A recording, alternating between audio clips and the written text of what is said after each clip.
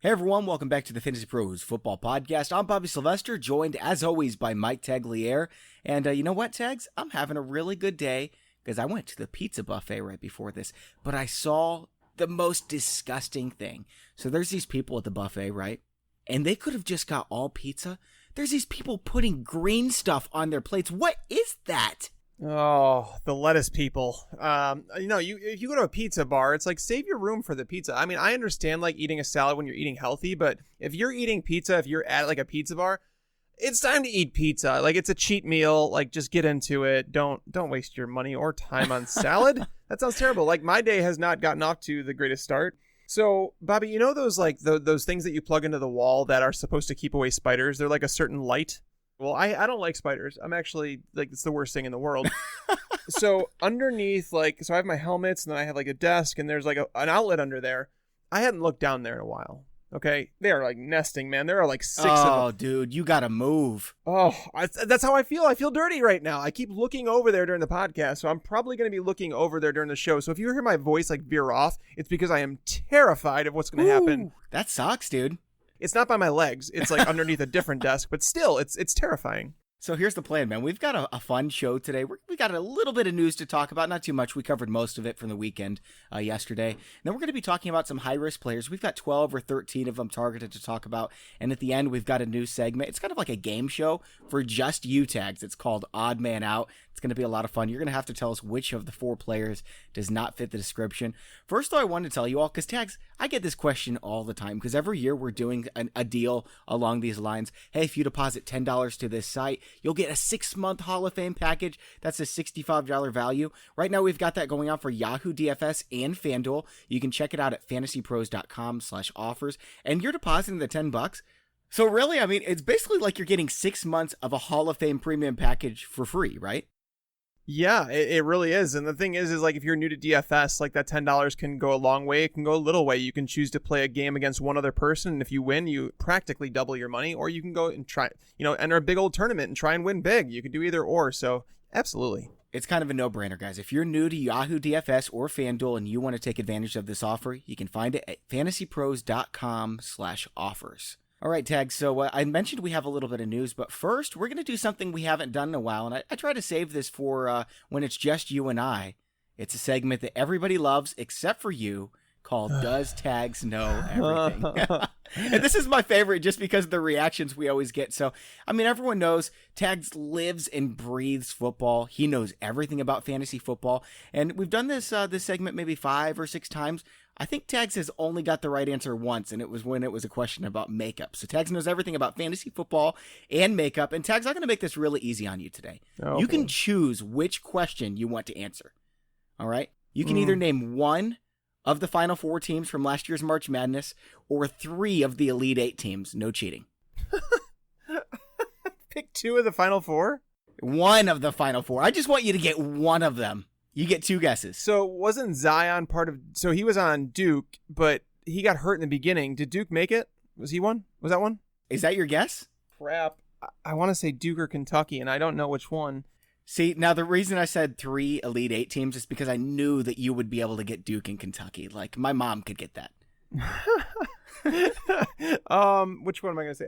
I will go with Kentucky. No, they didn't make the Final 4. Neither did Duke. It was Virginia, Texas Tech, Auburn, and Michigan State. So, fortunately for you all, this is a fantasy football podcast. Yeah. Tags does know everything about fantasy football. I cover fantasy baseball, basketball, March Madness. I even do a little bit of fantasy hockey. Tags is football and apparently makeup every waking second of his life. Yeah, that's about where I draw the line. It's football and makeup. After that, it's like nothing else is even relevant. All right, so news. We talked about who's going to be Washington's number 1 yesterday. Do you want him? Matt Harmon said maybe Trey Quinn, doesn't really want him, but wouldn't mind getting him as a depth piece. Terry McLaurin is really standing out there, and this is someone when he was drafted, obviously he doesn't have a lot of upside, but he's this polished NFL-ready receiver, really intelligent, and he seems to be making plays. He's pretty fast. He's got solid hands. I think he's ready to roll. I'm looking at all these wide receivers right now. I see some upside in Paris Campbell if he gets on the field, Marquise Brown if he's healthy. There's a couple other guys, but N'Keal Harry, I don't think he's quite ready yet. This is a really bad wide receiver rookie class. I think Terry McLaurin might end up being the best rookie wide receiver this year, Tex. I don't know if I'm going to go that far. I just don't like the passers there. Colt McCoy? It seems like Colt McCoy is going to be the starter. He's not going to play on Thursday night, but so we're probably going to see some Dwayne Haskins. And, if Terry McLaurin's on the field, he's probably going to get targeted because those two, as you guys know, worked together at Ohio State.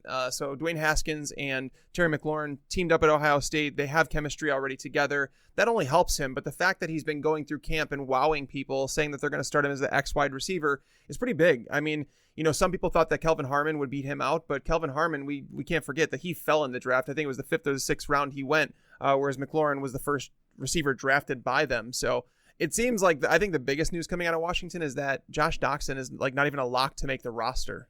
Yeah.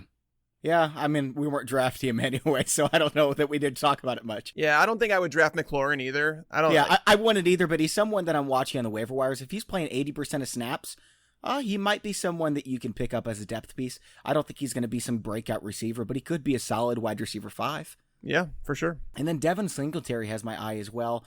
We talked about LaShawn McCoy a little bit yesterday and how he doesn't really have much upside because of the offense. Now, he was a top 10 running back 2 of the last 3 years. Last year, obviously, was a fail. But Devin Singletary is breaking a lot of big runs. He's running with the first-team Bills offense of late. Do you think that this guy has any upside? I just don't think that I want any part of this backfield. It's just too crowded. Unless they even if Devin Singletary is a 3-down back in Buffalo, you wouldn't want him?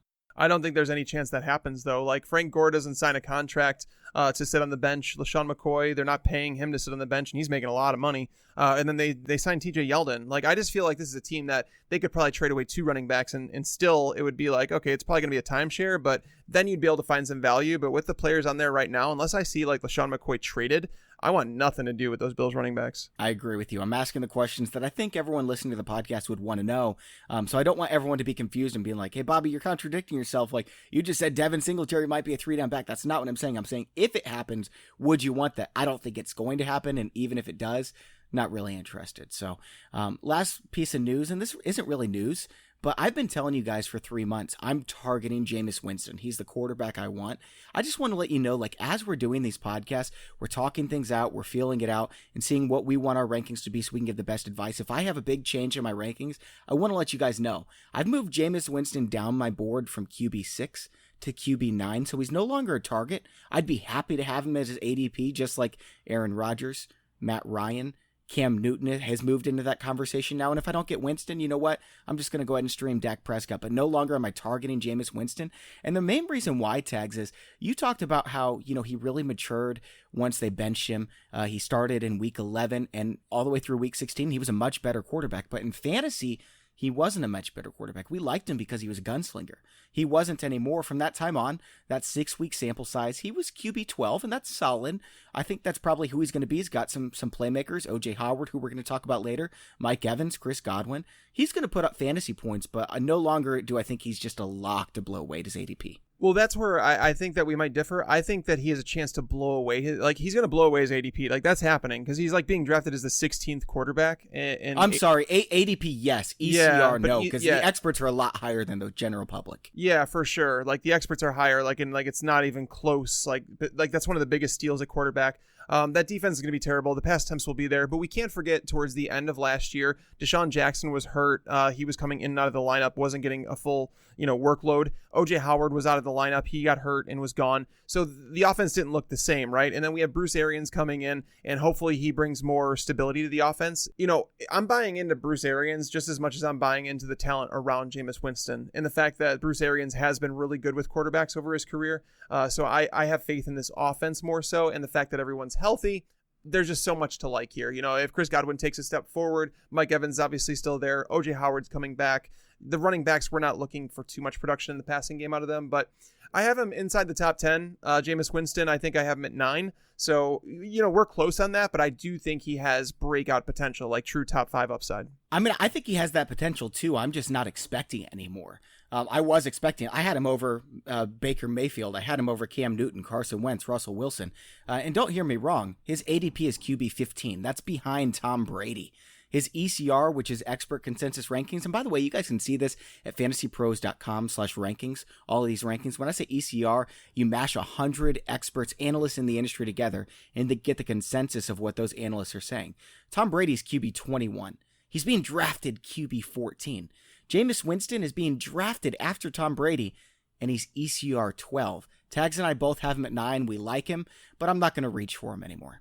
Yeah, that's why I like the whole Jared Goff thing, where I have Jared Goff as the quarterback 7. I feel safe with him. Like, I don't feel like he's a guy that, he may not deliver 5,000 yards and 50 touchdowns or anything like that, but he's a safe quarterback 1, whereas Jameis Winston comes with a little bit more risk. Now, I think Winston probably presents a little bit more upside than Goff. It's close. But the show topic today is going to be about, players that are pretty risky, and especially where their cost is. And one of those players you just mentioned, Baker Mayfield, like, I like Baker Mayfield. Like, I was high on Baker Mayfield before, like, it became the cool thing to do, before he was even starting for the Browns, when people still called him Johnny Manziel. When I told people, if you hear someone compare Baker Mayfield to Johnny Manziel, literally stop listening to their football takes because they're no good anymore. So Baker Mayfield should have been the number 1 pick. He's fantastic. However, he didn't run nearly as much as I thought he would in that offense. Like, he had no mobility. And so in terms, like, you're going to be looking for him to, it's either he needs to take a step forward there, or he's going to have to start throwing the ball a lot more. And they didn't really do that under Freddie Kitchens when he took over as the coordinator. They had a few games here and there, but this defense should be a lot better. It continues to get, like, they had a young defense last year. They have so much talent in the front 4. So it's like, I know Odell Beckham raises his ceiling, but let's not forget Baker Mayfield was not like a consistent quarterback 1 when he was on the field last year. He's a young quarterback. We're expecting him to grow. So by drafting him as a top 5 quarterback, like, which is where he's going, I think there's some risk there. So Tags, Baker Mayfield, he does add Odell Beckham. That helps a ton. Obviously, his second year, he's probably going to be a little bit better. But last year, from the time he took over, he was QB 11. He was behind Tom Brady. By the way, I'm looking at this from week 4 on. So you got Patrick Mahomes, Andrew Luck, Matt Ryan, Deshaun Watson. None of that surprises you. Who was the other quarterback in the top 5, Tags? I know Dak was top 5 over like the final 9 weeks, I think it was. Yeah. Dak is really close. It's Big Ben at number 6, Dak at number 7. Number 5 is your boy Mitch Trubisky. That's crazy. I mean, it makes sense, though, because he got off to a really slow start. And I think that's why people developed the opinion on him that he's Blake Bortles-esque, is because if you did watch the first couple games, there was some rough times, man. Like, it didn't look good. And I was worried as a Bears fan that it did look like that. And I said in the Arizona Cardinals game specifically, I remember a few times in there, I was like, man, that was Bortles-esque. That wasn't good. They didn't let him be himself. If they let him be himself, Mitch Trubisky's a much better quarterback. I think it was confidence. I think he was shaky coming off that rookie year under John Fox, and he was just worried to screw everything up under Nagy. And the more comfortable he gets, the better he should be. All right, so Tags, we are going to move on to some high-risk players. We've got some really interesting ones to talk about. Sony Michel, Josh Jacobs, O.J. Howard, even, as I mentioned earlier. Carson Wentz is an interesting one. Before we get into that, though, I wanted to tell you a little bit about Fantasy Draft. Rake, commission, management fee, call it what you want, but the days of paying 10, 12, or even 15% of your entry fees to the house are over. Now you can play rake-free only on Fantasy Draft, where 100% of entry fees are paid to contest winners. That's right, every single dollar paid in entry fees are paid to contest winners on Fantasy Draft. To access Fantasy Draft's exclusive rake-free contest, all you need to do is become a member. Fantasy Draft offers membership plans suitable to all levels of play, including the free player's first plan that allows for $100 in rake-free entries per month. And for a limited time, Fantasy Draft is offering a free 7-day trial on your first $1,000 in rake-free entries with their starter plan. As other sites continue to raise rake, prize pools are being squeezed more and more, making it harder for players like you to win. Those days are over. No more do you have to lose up to 30% of your bankroll to rake. That money goes straight to the prize pool on Fantasy Draft. It's time to start playing your favorite contests rake-free on Fantasy Draft. Your bankroll is going to love it. Register at fantasydraft.com and use the promo code FantasyPros, all one word, to receive a 7-day free trial on your first $1,000 in entry fees. That's fantasydraft.com and use the promo code FantasyPros, all one word, to claim your free 7-day trial. Void where prohibited, must be 18 or older. All right, Tag. So a lot of people are assuming we're going to talk about Zeke and Melvin Gordon here because of the holdout.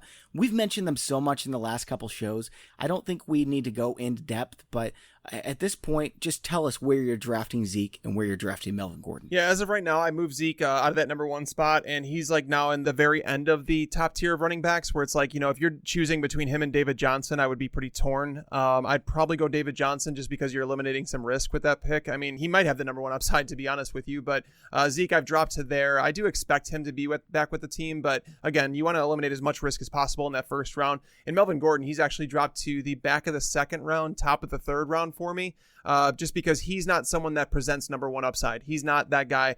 He's been a consistent RB1, like a mid-tier RB1, and that's like awesome when he's on the field, but let's say he's traded.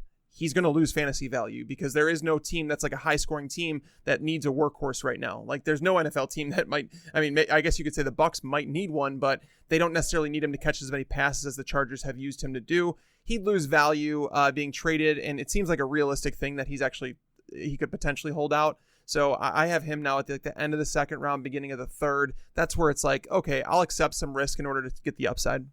I think if the Chargers are smart, they don't pay Melvin Gordon. And I think the Chargers are smart. So this one does concern me a little bit. Now, I'm still taking him higher than most people because I think, not that he can be a league winner, but if he's your RB2 and you've got David Johnson, if you got David Johnson and Melvin Gordon, you're in really good shape if Melvin Gordon plays. So I'm fine with taking him middle, late second round, maybe a little bit higher than you. I'm right with you. I've got Ezekiel Elliott number 5 just behind David Johnson. It's really close between those two. So I think there's a top tier of Barkley, Kamara, McCaffrey, and then a second tier of Elliott, Johnson, and then a really big drop off. I guess I've got Gurley as my RB7, so maybe he belongs in that group for me. But after that, it's I don't even know. Maybe Nick Chubb? James Conner? Right. Yeah, that's the tier you drop into. And so, like, Bobby, this is a realistic possibility. If you do like a best ball draft right now, like a 10-man league, you could wind up with Zeke, Gurley, and Melvin Gordon. Dude, that would be incredible. Especially if you're doing the best ball championship. Like, you've got to beat out, 120,000 others? You give me those 3, I've got a chance to do that. Yeah, and that's the thing. That team is realistic. I think the championship is 12-man, but... Well, it's 12-man, but then you get to the playoffs and you keep the same team each of those playoff weeks. Yeah, right, and that's what I'm saying. So, but like to get those 3 guys in like a 12-man league is a little tougher, but in the 10-man leagues in best ball, you can actually end up with that team, which is kind of crazy. Yeah, it's pretty nuts. Okay, so the first guy I want to talk about is Todd Gurley, and I know a lot of people are really excited about Darrell Henderson. I don't have a problem with that. He's going a little bit too high in some cases for me. If he falls a little bit behind his ADP, I wouldn't mind scooping him up, even though, as I mentioned, I'm a Todd Gurley guy. I've got him as my number 6 running back. Yep. I think people are starting to, like, they're overvaluing Darrell Henderson, and I understand why people want to, because maybe they liked him. A lot of people like John Kelly, too, and reportedly John Kelly is looking fantastic in camp right now, but it is what it is. You know, like, we've heard these things, but let's not pretend that Darrell Henderson, that them spending a 3rd round pick on Darrell Henderson guarantees him a spot in the offense right away. Let's not pretend that. Like, I think this is the Rams preparing themselves. I think they've considered themselves lucky to find CJ Anderson last year. I don't think you could always find a running back on the waiver wire that's going to walk in and, you know, play the way that he did as like an RB1 level. He played fantastic. But Darrell Henderson, I think he's someone that they liked as a player, and it was like, okay, now he's on the board in the 3rd round. I think this is actually pretty good value if we snag him here, and then we have Gurley's insurance. That's where I'm at on it. Like, I understand that there's some risk, and that's why Todd Gurley's falling where he is. If there was no risk with Todd Gurley, he'd be going number 1 overall. Without question, nobody would be taking him number 2. I would take, if we knew that Todd Gurley was healthy and he had the same exact role in the offense, he'd be number 1 over Saquon Barkley, and I wouldn't even think twice about it. The fact that there are these concerns about that he might share a workload a little bit, I mean, come on, guys. Like, let's be real about it. Like, again, I've talked about this on other shows, but I'm going to bring it up in case you're coming back to the fantasy season. You may have missed it. Todd Gurley suffered a torn ACL in college. He had his knee opened up, surgically repaired in college. He has had arthritis since college. Yes. Don't tell me that Todd Gurley, that you're worried about the arthritis in his knee because he now has arthritis. He has had arthritis. He may have had like a flare up. There may have been something else that happened in the knee at the end of last season that they didn't really want to let us know about. Maybe he had it scoped out. I can't answer that. But what I do know is that if Todd Gurley's knee was as bad as it was towards the end of last season, they would not be putting him out there on the field. But he didn't start on PUP. They're just going to manage his reps like they knew every single veteran in the league. Todd Gurley, to me, you're getting the upside of the number 1 running back, and by getting him... Not a number 1 running back, the number 1 running back, and maybe by 50 points like we've seen the last couple years. Yep, and like we've talked about on the show before too, is even if you take away 25% of his production over the last 2 years, he is still the number 3 running back behind Alvin Kamara and Christian McCaffrey. So yeah, I'm okay even if they dial back his workload to 20 touches per game. That's fine. 20 touches per game would be awesome, man. 20 touches per game would be 50 touches in a season more than Alvin Kamara had last year. I mean, Alvin Kamara's he's number one on your board, right? Yeah, Kamara, I moved up to number one just because like that offense is so good and he is the outlier. Like he is that. That's what I'm saying. Everyone's like, I don't want to draft Todd Gurley because he might get 275 touches. Oh, you mean like the number one pick, Alvin Kamara? Unless Todd Gurley is out, he's going to be an RB1. It's an incredible offense. The offensive line takes a little bit of a hit.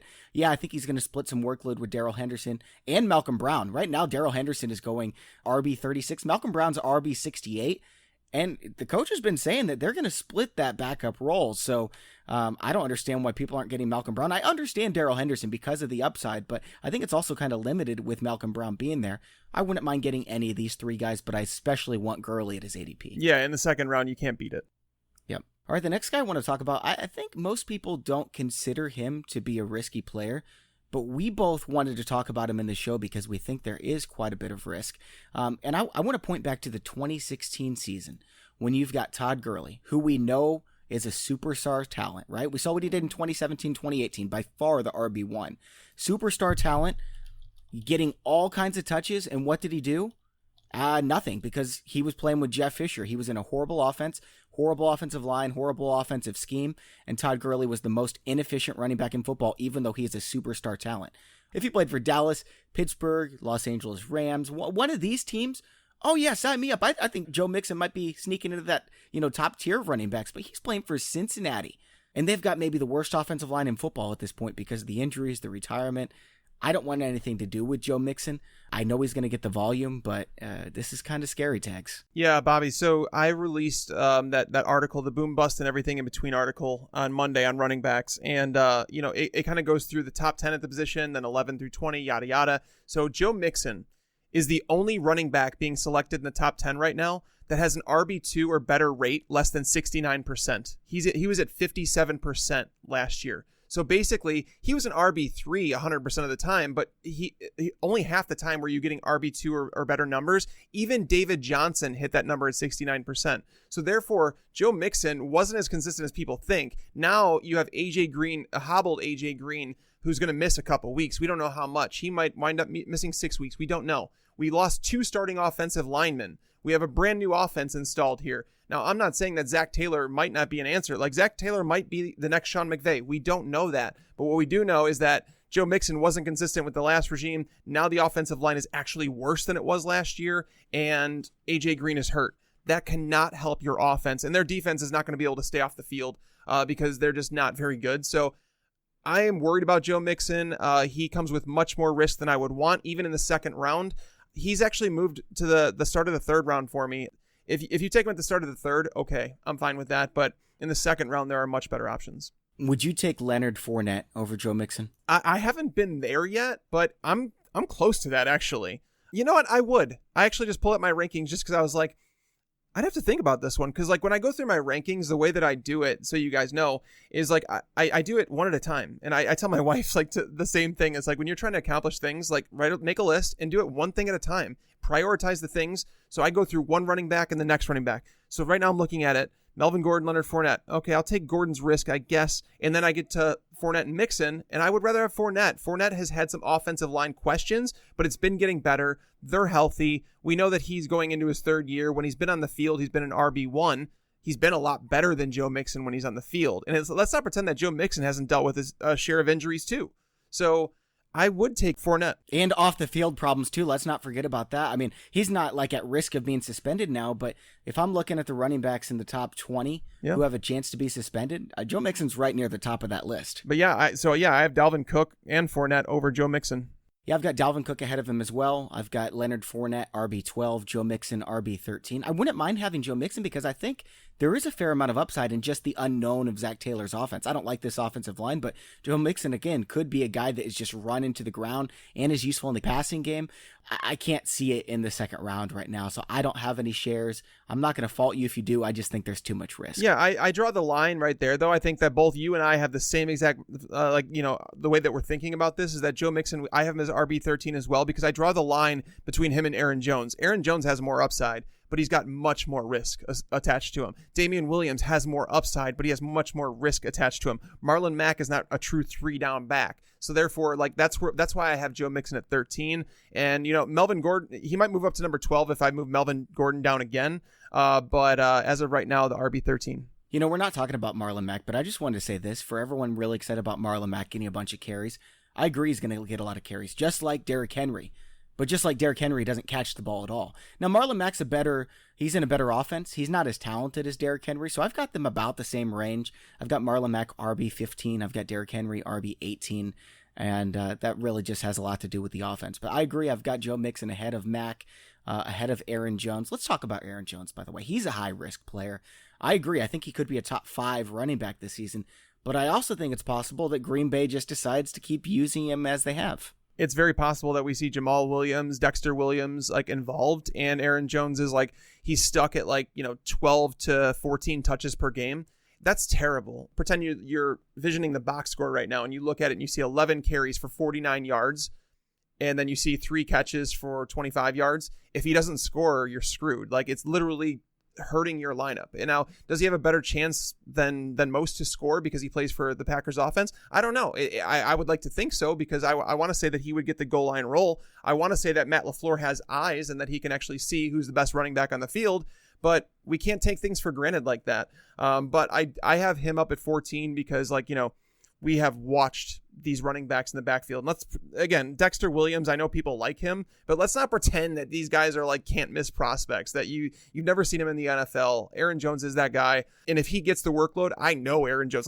If I knew that Aaron Jones was locked into 15 touches per game, I would draft him as the number 7 running back off the board. But I know that there's risk associated with him, and that's why I dropped him down to the RB14. So this is the definition of risk reward. And I've kind of put my name on Aaron Jones this offseason just because I feel like the talent is too good for them to pass up. I don't ever want to bet on the coach making the right decision. I understand it's a new coach, but from what we've been hearing, he wants to use a committee. That really scares me. So I agree. I've got him same spot as you, RB14. And I agree that if we knew he was going to have the backfield all to himself, I'd put him RB7 right now. So we're in agreement on Aaron Jones. Now, you mentioned another name earlier, Damian Williams. He's practicing now. Andy Reid, he's in his doghouse, though. That makes me nervous because Andy Reid knows, you know what? I could sign Mike Tagliere right now. He's rushing for 800 yards. That is not happening. He can do whatever he wants. If he wants Carlos Hyde to be his starting running back, Carlos Hyde, you know what? I'm drafting him. I think Damian Williams is the better running back right now, contrary to what we said at the beginning of the offseason. But Damian Williams looks good. It's just a matter of that hammy. And now that he's on the field, I think he starts. Yeah, I think he's going to start, but my question remains about him holding up throughout an entire season. I still have those. Are you saying you're worried he's going to get hurt? Are you worried that they're going to see that he's just not very good and he loses his job? Or maybe that he just touches the ball 12, 13 times a game? I think it's hard to lose the job in Andy Reid's offense because it makes you just look so good when you're out there. Yeah. I really do. And Damian Williams did a fine job last year in terms of what they asked him to do. Great job. He's another one where it's if injury was not a concern, and Damian Williams, he's not a small guy. He's not really small. He's 5'11", 225 pounds. So he should be fine for that. But he's been injured throughout his career too. And he has still yet to carry the ball more than 13 times in an NFL regular season game, which concerns me. It really does, not knowing that he can handle that. And now dealing with a hamstring injury, those are recurring injuries. Just ask Marlon Mack. Marlon Mack is a guy that suffered one in beginning of preseason last year, and then it leaked into the regular season where he ended up missing a couple games. It could re-flare up, and maybe he rushed back to the field because Andy Reid was mad. I don't know. I don't understand why a coach, Andy Reid's a veteran coach, rushing someone back from a soft tissue injury is the worst thing you could possibly do because he could re-injure it, and then basically you're starting that timetable all over again. It might take even longer. So maybe Andy Reid is kind of looking for an excuse, saying, Carlos Hyde looks fine. And you know what? Next man up on the totem pole. Carlos Hyde's reliable too, right? I mean, right. He's been good in good offenses. He's just, not exciting. He's been able to stay on the field and handle a workload. And for Andy Reid, that's all he needs. So, Tags, you mentioned that Damian Williams hasn't really been able to carry a big workload in the NFL. But did you know that in college, He averages 13.2 carries per game. That's it. Yeah, he's never really been that workhorse, and it's not to say that he can't come in and do it. I'm not saying that at all, because like I don't want to cross someone off just because no one's ever trusted them. But it's always worrisome when you don't even see a big workload in college. Like Kalen Ballage, he's not someone I like very much because he couldn't even get the starting job in college. What makes you think that he's going to be an NFL running back? That's a warning sign for sure. But again, I don't think it matters so much in Andy Reid's offense. Like think about it. Charkandrick West isn't like a special talent. Spencer Ware is someone that was cut by the Seahawks. And like he's not a special talent, but he walked in and he played fantastic in Andy Reid's offense, and we wanted to draft him because of that. So, I mean, Kareem Hunt, I love how people are automatically assuming that he's an elite running back that goes to another team. Like, talk to me about a running back that hasn't succeeded with Andy Reid. I know Kareem Hunt was good, and I'm not saying he's not good. I'm just saying that every running back that plays for Andy Reid succeeds. Yep, he's really fast, and it's hard to tell what he's going to be outside of Andy Reid. Now, it could be good, but Cleveland, while they have an up-and-coming offense, it's not an Andy Reid offense. There's a big difference there. So where do you have Damian Williams right now for your running back? I have him at 15, right behind Aaron Jones, actually. Like, this is the area, like, those are the two picks where it's like, if you're shooting for upside, take one of those guys. Like, seriously, like, I have Jones higher just because I think that he's somebody that I've seen do it. He's more talented than Damian Williams. It's not even close. He plays in a high-scoring offense. Now, LaFleur, that's the concern. But again, Damian Williams, I just haven't reserves, and I understand why people want to take him in the third round. I really do. And I don't blame someone to do that, but just understand you're taking on some risk that you're probably going to want to get some stability in your lineup somewhere else. Okay, so I've got Damian Williams in a certain tier. I disagree with you on the guys you have him around. I'll talk about that in just a moment, but first I want to talk a little bit about PristineAuction.com. So Tags and I love Pristine Auction. We're checking it out almost every day to see if there's something that we'd like to add to our cave, and we get something every month or every other month, without a doubt. I mean, if you want to go way up there, you can get something like I'm looking right now.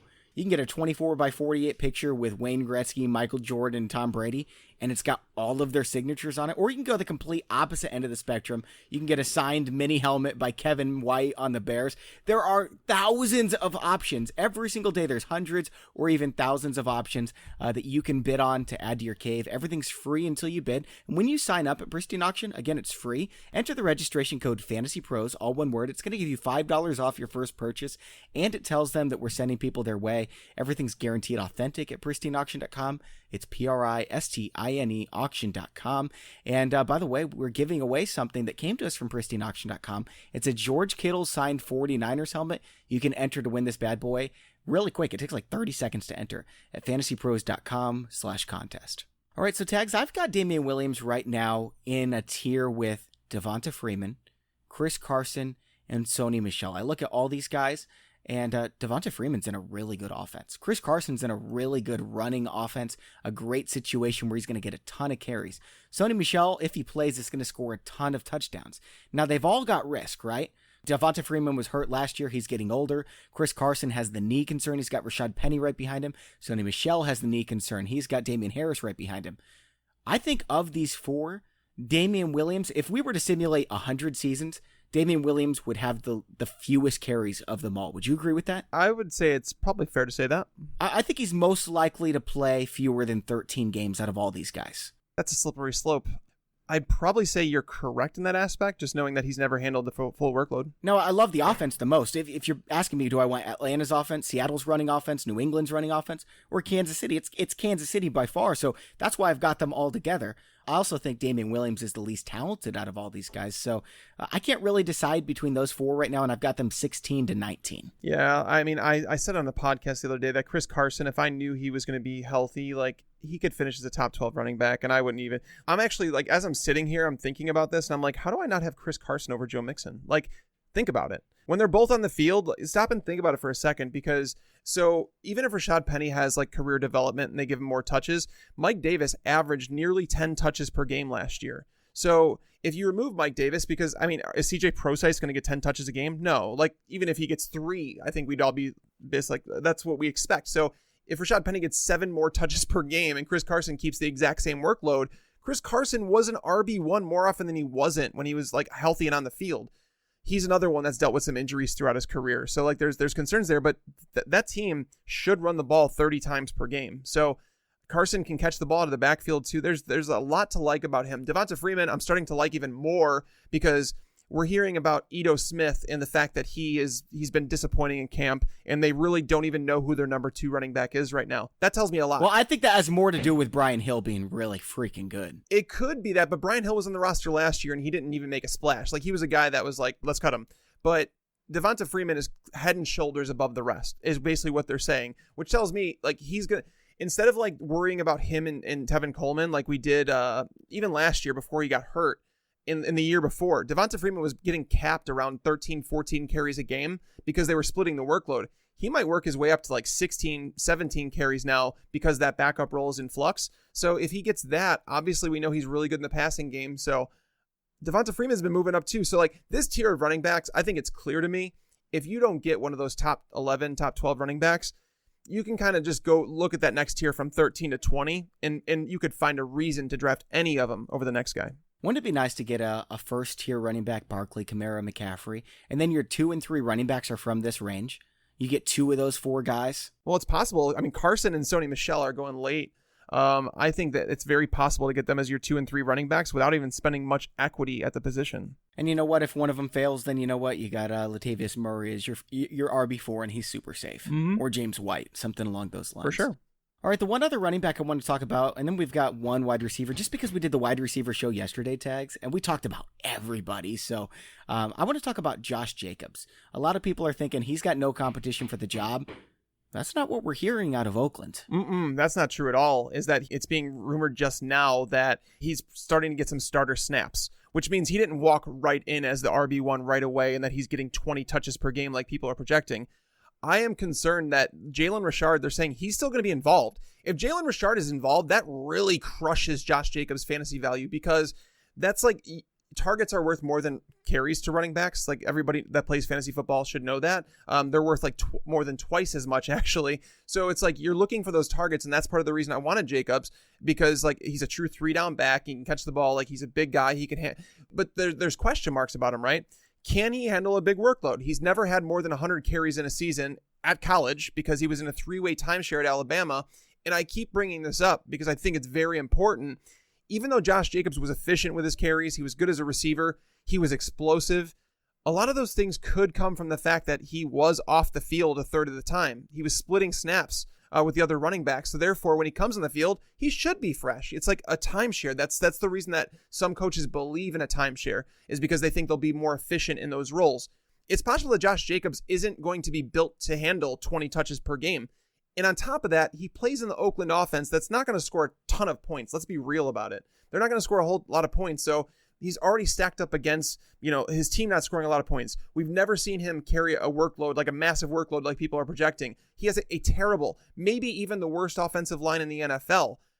I'm struggling to find that there's a way that the reward is worth the risk that you're taking.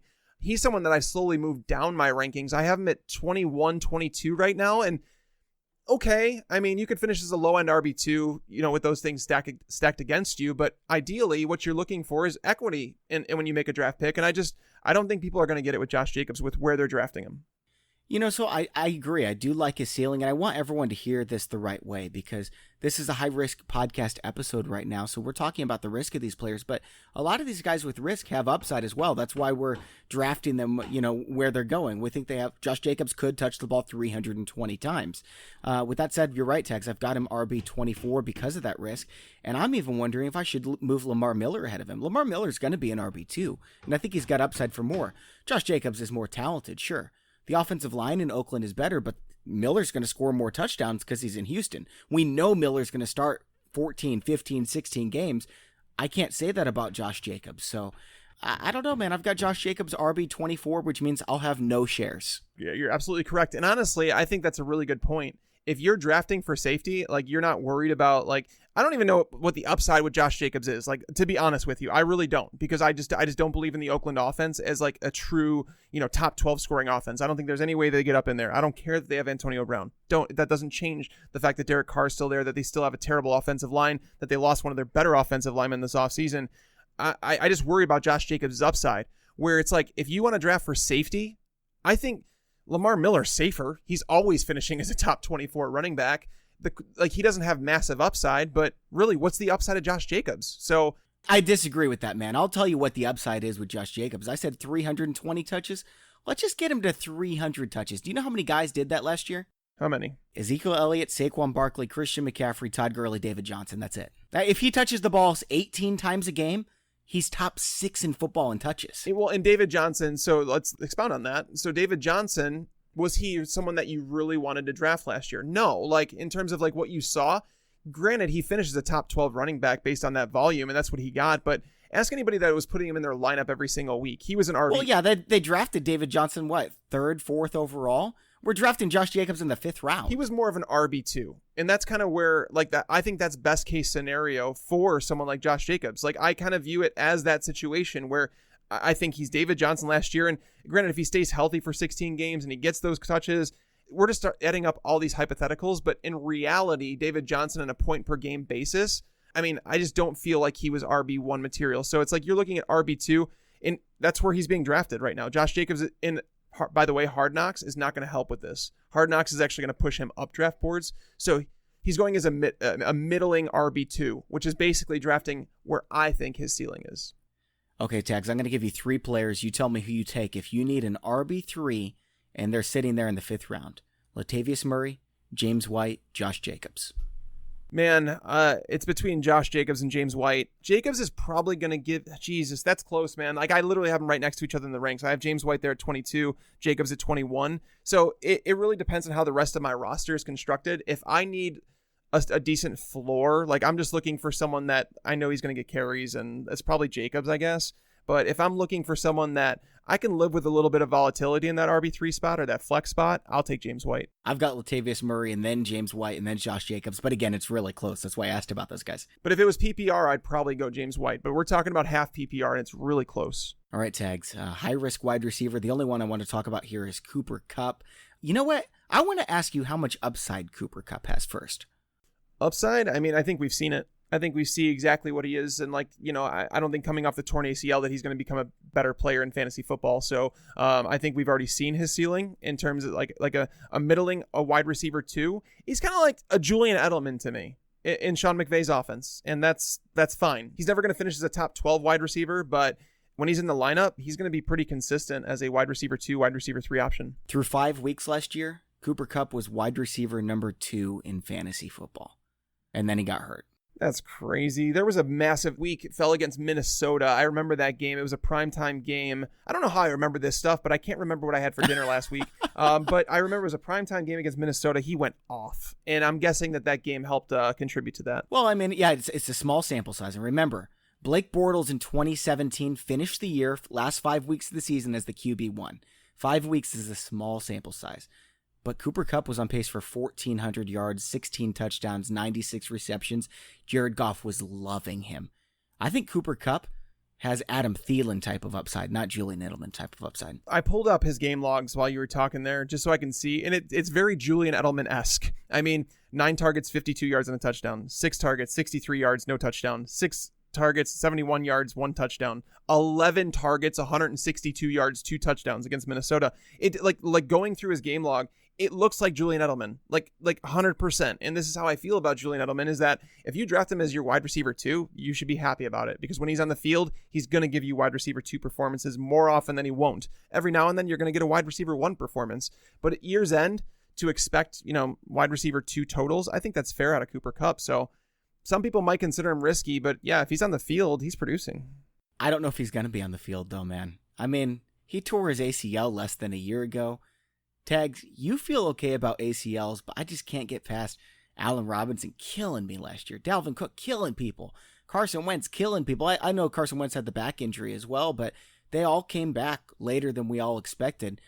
They're saying this isn't going to happen with Cooper Kupp. I don't know if I can trust them. Dude, he's got old man strength. Like, he's 26 years old. He's like 5 years older than Corey Davis. Yeah, he came into the league as one of the older guys. But, I mean, so he's not the type of receiver that relies on crazy route running. Like, he plays the perfect role in that offense. But you haven't heard that Sean McVay said that Cooper Kupp might be faster than he was before his ACL. Oh, come on, Sean McVay. I swear to God. I swear to God. I mean, I know he's saying that. I'm not questioning you. I don't think you're lying to me. Sean McVay's lying, though, man. Absolutely, he's lying. And it's crazy to think that he tore his ACL in week 10, and he's already out there doing drills with the team. Like, he's out there in 11 on 11s. So when they have him going full go in practice, it's hard for me to think that he won't be ready.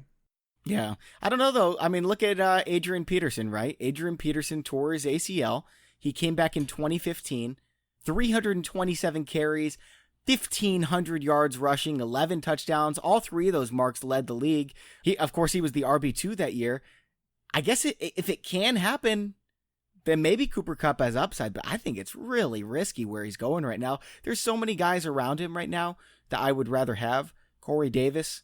Keep in mind, Scott Barrett just tweeted this earlier today that Corey Davis had the single hardest schedule for a wide receiver opposing shadow cornerbacks. Mike Williams has a lot of upside without much risk. Marvin Jones, I think, has quite a bit of upside without much risk. Calvin Ridley is going to take a step forward. Tyler Boyd is in that range. Dante Pettis. I'd rather have all those guys than Cooper Kupp. I would not. I mean, so you're at the reason I have Kupp where I do, right in that like 19 to 21 range, because those guys fluctuate in that range. Because like once you get to the guys like Godwin, like Mike Williams, like Ridley, like Lockett, Tyler Boyd, like those guys, you're all hoping for that step forward. I mean, Tyler Boyd kind of took it, but there's a lot of changes going on there, and I don't know if I'm buying into that whole Bengals offense. But there's a whole lot of guys where it's like you're expecting them to take the step forward, and I think it's very possible that they do. Like some of them are going to disappoint a lot, and considering where they're going in drafts, it's like. So Cooper Kupp, the risk that he comes with, I think it's worth it because he's shown you that he can produce when on the field, whereas these other guys, you're just hoping for a breakout. And by the way, all those receivers, Godwin, Mike Williams, Ridley, they're all number 2 options on their team. Like they're not the guy. But Cooper Kupp has been like the go-to receiver for Jared Goff. And especially in the red zone. By the way, so when Jared Goff's numbers declined last year, like when people talk about the end of the season, it's when Cooper Kupp was no longer on the team. So that might have had like the biggest effect. So Cooper Kupp just might be well, and it's when Todd Gurley was hurt too. I just think that everybody wants to like overlook Cooper Kupp, but maybe it's just possible that he's better than everybody thought he was. Yeah, I think that's fair, man. We've got 3 tight ends to talk about. We'll touch on 2 quarterbacks. So let's just go all 3 tight ends at once, okay? O.J. Howard, Hunter Henry, Eric Ebron. When I mentioned O.J. Howard at the beginning of the show, I bet a lot of people were like, wait a second. You said high-risk players. Tags, why do you think O.J. Howard is high risk? Based on where he's being drafted, he's high risk. And the thing is it's speculation. Yes, I like O.J. Howard a lot, and I think it's very possible that he's considered like an elite tight end next year that you're contemplating in the second round. However, you're spending high equity in order to find that out. Like I get to the point where it's like I might be like the end of the 4th round, and I'm like, I have to take O.J. Howard here if I want him, and there's still players on the board that I feel like are much safer. Where it's like if O.J. Howard was a 6th round pick, I'd say that it came with much less risk. But if you're taking him at like the 4th or 5th round, you're taking ahead of some players that have proven track records that you know are going to deliver at other positions. Whereas O.J. Howard, he has a small sample size of production. Again, I love it. I love that he's 20. It's driven a lot by his touchdowns as well. He's got 11 touchdowns and 87 targets, Tag. Yeah, he's that big play guy, right? It's like a George Kittle. Like he could take a play to the house at any point. Like he's a rare tight end that can score an 80-yard touchdown. That's O.J. Howard, and he plays along, Chris Godwin and Mike Evans. That's going to help, Jameis Winston does love the tight end position. O.J. Howard's 11.5 yards per target is the most of all time. The most all time. Like, better than Rob Gronkowski. He's so good, but the thing is where you're drafting him, you're expecting things like Bruce Arians. Like his offense hasn't targeted tight ends so much, but I believe that Bruce Arians is smart. I think he targets the best players he has in the field. And if you go back to Arizona, it's like Jermaine Gresham. Really? We're not going to target him. O.J. Howard's like legit. But the thing is where you're drafting him, you kind of need him to hit. So Tags, I know we're worried about Hunter Henry for a lot of the same reasons that we're worried about O.J. Howard, right? Coming off an injury, he's got Keenan Allen. O.J. Howard has Mike Evans. He's got Mike Williams. O.J. Howard has Chris Godwin. I'm worried a little bit about the targets for both these guys, especially in the red zone. Now, both of them could eat in the red zone. Both of them have huge upside.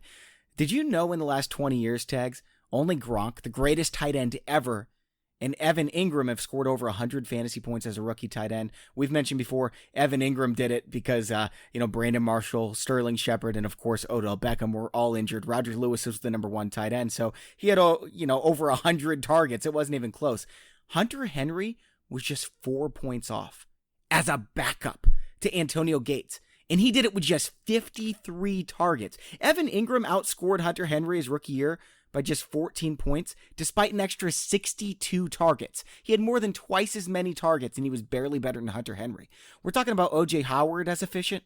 Hunter Henry's right up there, man. He was efficient, but like the thing is relying on so I know you brought up the thing about O.J. Howard and the touchdowns, but his yards per target has been phenomenal too. So O.J. Howard has been efficient everywhere in the field, whereas Henry was a little touchdown dependent. And, can Mike Williams steal some of that upside? The reason that I can't put Henry like with O.J. Howard in that conversation is because I've talked about throughout the year that so basically when people talk about, is there going to be enough targets for O.J. Howard with Mike Evans and Chris Godwin getting all theirs?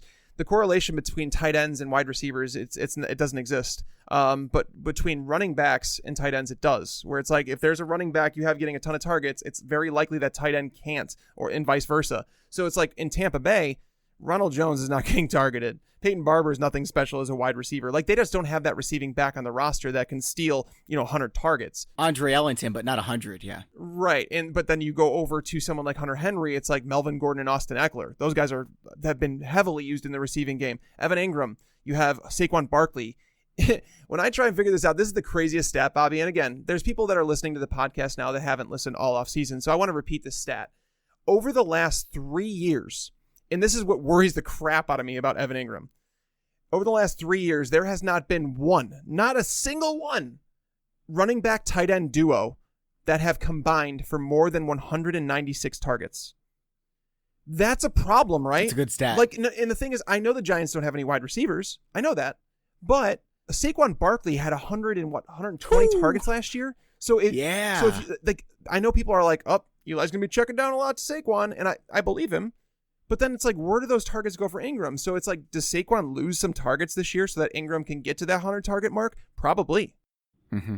Yeah, Evan Engram last year before his injury was on pace for 93 targets. Well, I guess when you mix his injury in before, he got hurt in week 4. So. And Saquon started getting targeted a lot more once he missed that time though too, because it was like those dump off passes.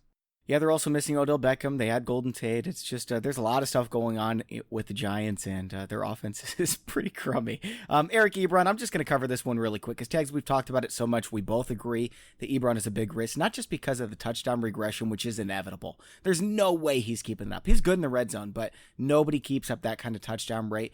But the biggest thing for me is that Jack Doyle was a starter at the beginning of the season. And when he came back in the second half of the season, he was still the starter, playing twice as many snaps as Ebron, getting almost twice as many targets. I like Ebron's talent. I love that Andrew Luck loves his tight ends. I think it's very risky if you're expecting Ebron, not just to do the same thing. I don't think anyone's expecting that, but to be the starter. I don't even know if that's going to happen. So let's move on to the quarterback position. Tags, you and I both think drafting Mahomes in the second or even third round is risky just because the touchdown rate is going down. Can you explain that briefly before we move on to our last player? Yeah, absolutely. So basically, like when you have a touchdown rate that he did last year, you're going to regress. Like, so he threw a touchdown at 8.6% of his passes. That's the 7th most of all time. The list of quarterbacks ahead of him, every single quarterback dropped by at least 2%. So if you bring it back a 2% drop off down to 6.6%, you're looking at a season like Matt Ryan's in 2018. Now, was that season good? Abso-freaking-lutely it was. But would you draft 2018 Matt Ryan in the second or third round? No, you wouldn't. No. And by the way, Bobby, on quarterbacks in general, did you know the top 3 quarterbacks in fantasy football last year were drafted outside the top 12? That's right. Yep, that is right. And I'm looking at Aaron Rodgers. I think most people would say he's the most efficient quarterback in the history of the game. Some people would argue he's the best. Tags and I belong in that conversation. But regardless, he's been the most efficient. 6.2% touchdown rate is astronomical. That's so high. If you want to bet on Patrick Mahomes being a better quarterback than Aaron Rodgers, go for it. But his touchdown rate's not going to be much better, if at all, than 6.2%. So we're already talking about regressing him to 2.5% after 580 pass attempts. Tags, that's like 14 touchdowns off his mark, man. Yeah, basically, like what the marks that I did, like I did a series on touchdown regression, and like basically how many touchdowns Patrick Mahomes was expected to throw based on where the throws took place. Was it in the red zone? Was it the 50-yard line? Every single pass that you throw as a quarterback has an expected touchdown output. He threw 13 more touchdowns than he was expected to last year. And understand, yes, he's going to throw for more, Mike, because he's obviously an elite quarterback. I get that. but even the elite quarterbacks in the NFL typically are around the 4 to 6 touchdowns above average. So therefore, we're expecting regression. So even if Mahomes is elite, he's probably going to fall back. Even if he throws 6 more touchdowns than expected, it's going to be a significant drop off for fantasy football purposes. And if you're listening to this thinking, Tags, you and Bobby are crazy, you've got to be alone on this island. Guys, we've talked to dozens of fantasy experts this offseason. Every single one of them agrees. Pretty much everyone has Patrick Mahomes as their QB1. Some people have Deshaun Watson. A few have Aaron Rodgers. But Patrick Mahomes is Tag's number 1, my number 1. Aaron Rodgers is right there for both of us behind him. But everyone agrees. Second round, even third round for Patrick Mahomes is just too high, guys. Yep, if you want to take him in the 4th and be optimistic, that's fine. Like, I don't think you're like killing your fantasy team because you took Mahomes in the 4th. He won't be there, but I would take him in the 4th. Yeah, that's where it's like, if you want to consider him there, that's fine. But again, in 90% of leagues, he will not be there. There hasn't been a number 1 quarterback to repeat as the number 1 quarterback in the last decade. It might happen with Mahomes, but let's move on to the last guy, Carson Wentz.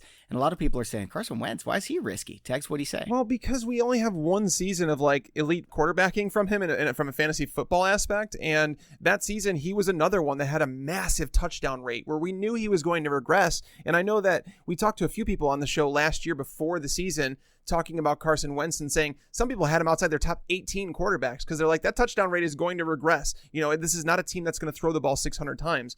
And coming back, there is some risk. You know, he's coming off an ACL, and it's like, okay, now Carson Wentz, he's not going to run the ball as much as he used to. They have some running backs now on the roster with Jordan Howard and Miles Sanders who are better than what they've had in years past. That defense is going to be a bit healthier. I think Carson Wentz is a fine quarterback. I really do. I liked him more than Jared Goff during the draft process. I felt like his potential was higher, that he was going to continue to grow.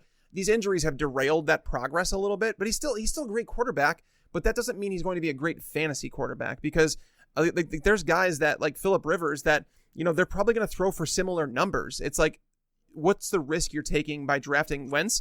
Well, the risk is that you don't have a proven history of production like you do with someone like Phillip Rivers. You know, it was really easy to look at Carson Wentz 7.5% touchdown rate, just like we did with Matt Ryan the year before and all kinds of guys. It just happens every single year. Derek Carr, it's the easiest to fade. And he dropped down to a good quarterback, 5.2% touchdown rate, where we expect him to be. And guess what? In the 11 weeks that he played, Carson Wentz was the QB 13. I think that's about who Carson Wentz is, and we have to worry about the back issue coming back up. So that's my concern. Guys, it blows my mind how much, like, you know what the difference is every year, Bobby? Every year, someone tells me that someone's the outlier. Oh, no, he's better than those guys that have been in history. You know who says that? Every single time someone breaks a record or throws for higher than a 7% touchdown rate. It happened. You mentioned the names. It happened with Matt Ryan, Deshaun Watson, Carson Wentz, now Patrick Mahomes. Peyton Manning went through the same exact thing, guys. Peyton Manning is one of the all-time greats. Are you going to say that he wasn't great?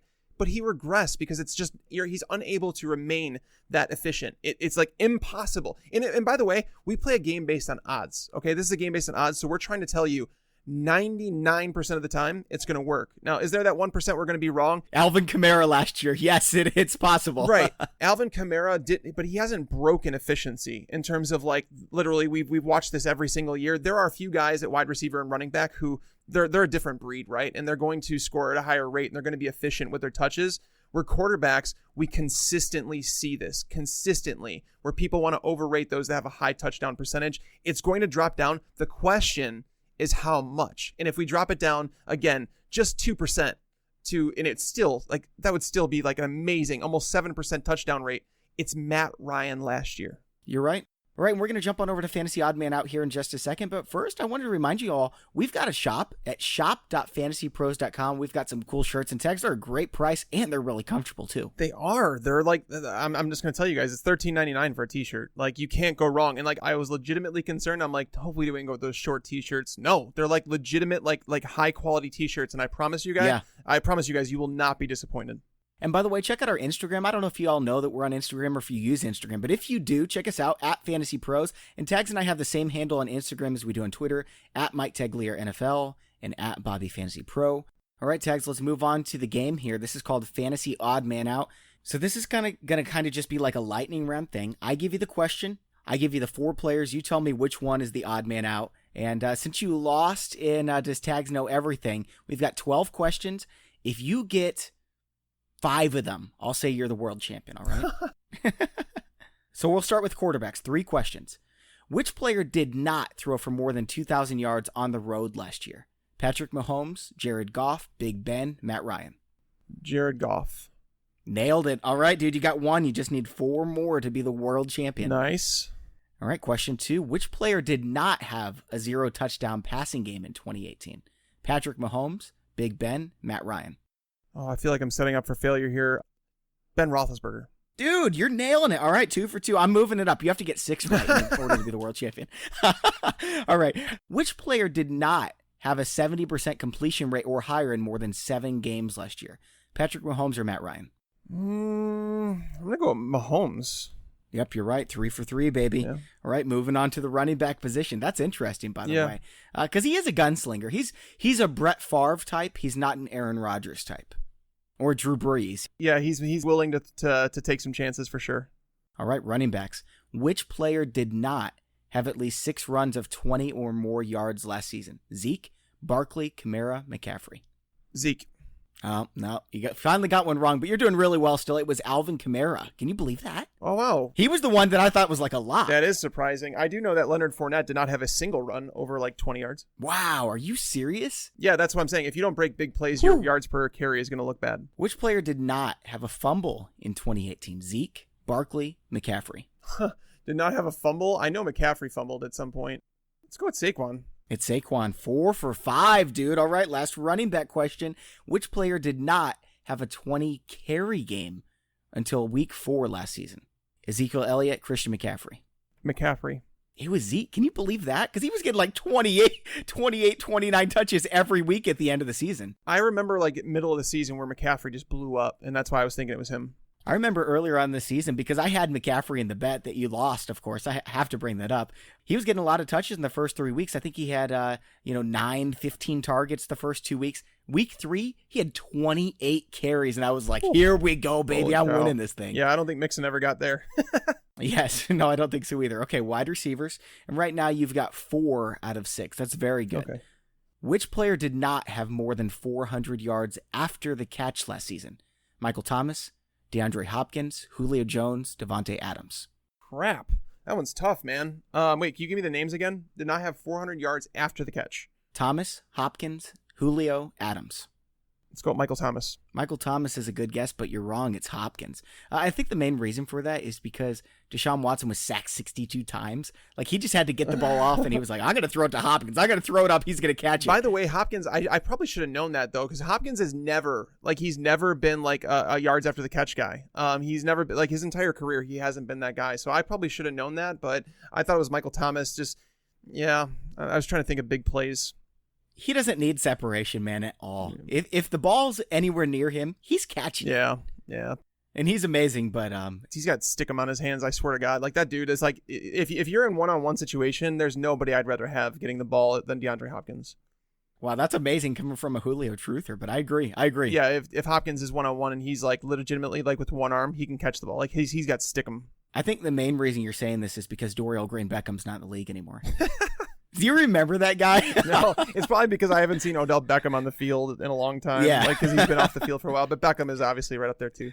Which player did not have more than 4 touchdowns in the second half last year? More than 4 in the second half. Thomas, Jones, Adams. So, Michael Thomas, Julio Jones, or Devontae Adams? Yeah. It had to be Thomas. Yeah. He really slowed down. Adams got a good second half. Julio touchdown regression kicked in, and that dude just started scoring touchdowns. All right, man. You were at number 5. Moving on to number 6. You need one of the last 4 to be the world champion. Nice. Which player did not have more than 20 first quarter receptions last season? What? Julio Jones, Devontae Adams. Devontae Adams. Oh, you got it. All right, 6, dude. You're the world champion. Oh, dude, it feels good. Well, even still, you might be the world champion, but if you get less than 60%, you get an F, right? So you need 2 more to get over an F tags. Tight end position. Which player did not have a catch longer than 35 yards last year? Kelsey, Kittle, Ertz, or Ebron? Kelsey definitely did. Kittle definitely did. Yeah. Did Ebron? Man, this is tough. I'm going to say, I'm going to go with Ertz here. I don't remember him having a big play. Got it, dude. Yeah, I think Ebron, if I'm recalling right, He just ran kind of on the sideline of the field and snuck into the end zone on like a 37-yarder or something like that. And Luck just bombed it to him. So, yeah, Ertz didn't do it. Question number 2, which player did not average at least 13 yards per reception last year? Kelsey, Kittle, Ebron. Let me think. This is definitely Ebron. Ebron. All right. You got at least a D here, Tags. And then the final question, which player did not have a fumble in 2018, Kelsey or Kittle? Kittle. You got it. Dude, that was amazing. 9 out of 12, and I initially said you need to get like 4 or 5. I'm glad I did well, and I'm glad I'm now a world record holder. What? You're not a world I am record holder obviously like a me. world record You're holder. the world champion. There's a big difference between being world champion of like a podcast game and a world record holder like myself. Bobby, I'm kind of a big deal. You definitely are. You do not know everything, though. Just fantasy football and makeup. Yeah. All right, Tags, that's all for today's show. And if you guys want to take advantage of these offers, remember, again, if you're a first-time depositor at Yahoo DFS or FanDuel, $10 deposit, you get a 6-month Hall of Fame premium package upgrade. It's a $65 value. Take advantage of it at fantasypros.com/offers. And thanks to the sponsors of today's show, Fantasy Draft. You can go to fantasydraft.com and use the promo code FantasyPros to receive a free 7-day trial on your first $1,000 in entry fees. Again, that's fantasydraft.com and use the promo code FantasyPros. And thanks also to PristineAuction.com. That's PRISTINE Auction.com. Make sure to use that registration code FantasyPros for $5 off at PristineAuction.com. PRISTINE Auction.com. And sign up for that George Kittle signed helmet at FantasyPros.com/contest. For Mike Tagliere, I'm Bobby Sylvester. Thanks for listening and enjoy your football.